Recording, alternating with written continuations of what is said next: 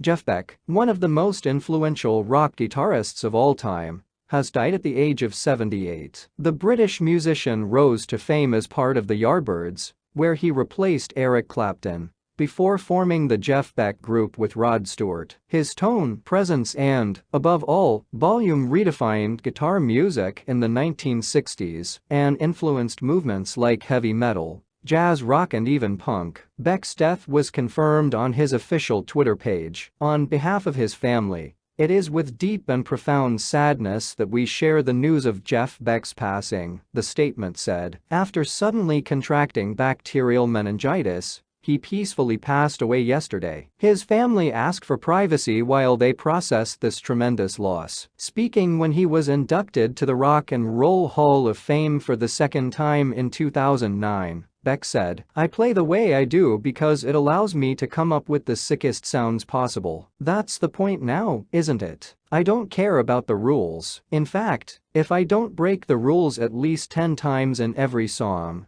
then I'm not doing my job properly." Six-string warrior responding to news of his death, singer Sir Rod Stewart called Beck the greatest, posting a picture of the pair together on Instagram. He wrote, "Jeff Beck was on another planet. He took me and Ronnie Wood to the USA in the late 60s in his band the Jeff Beck Group, and we haven't looked back since. He was one of the few guitarists that when playing live, would actually listen to me sing and respond. Jeff, you were the greatest, my man. Thank you for everything. RIP." U.S. rock band Hollywood Vampires, comprising Johnny Depp, Alice Cooper, Joe Perry and Tommy Henriksen, also saluted the passing of our dear friend and guitar legend. Jeff's incredible musicianship and passion for guitar has been an inspiration to us all, the band wrote. He was a true innovator, and his legacy will live on through his music. Rest in peace, Jeff. Elsewhere, Led Zeppelin's Jimmy Page paid tribute to Beck as the six-stringed warrior and praised his apparently limitless musical imagination,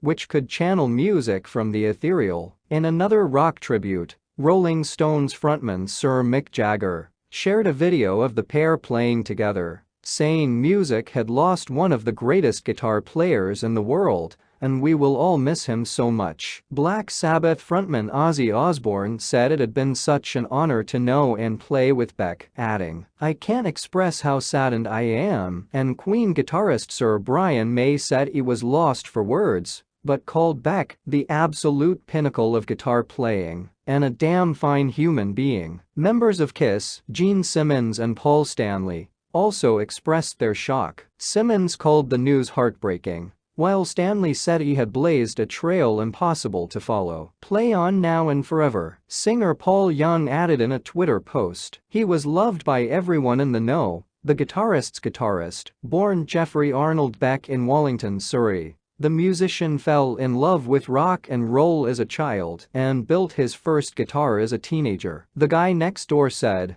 "I'll build you a solid body guitar for £5. He later told Rock Seller magazine, £5, which to me was 500 back then, so I went ahead and did it myself. The first one I built was in 1956, because Elvis was out and everything that you heard about pop music was guitar. And then I got fascinated. I'm sure the same goes for lots of people." After a short stint at Wimbledon Art College, he left to play with shock rocker Screaming Lord Sutch and the Tridents. When Eric Clapton left the Yardbirds in 1965, Jimmy Page suggested hiring Beck, and he went on to play on hits like I'm a Man and Shapes of Things, where his pioneering use of feedback influenced musicians like Paul McCartney and Jimi Hendrix. That technique came as an accident, he later told BBC Radio 2's Johnny Walker. "We played larger venues, around about 64-65, and the PA was inadequate. So we cranked up the level and then found out that feedback would happen. I started using it because it was controllable, you could play tunes with it. I did this once at Staines Town Hall with the Yardbirds, and afterwards, this guy says, you know that funny noise that wasn't supposed to be there? I'd keep that in if I were you. So I said, it was deliberate, mate. Go away." The guitarist stayed with the Yardbirds for nearly 2 years before declaring he was quitting music altogether and releasing his first solo single, Hi-ho silver lining. Jeff Beck, one of the most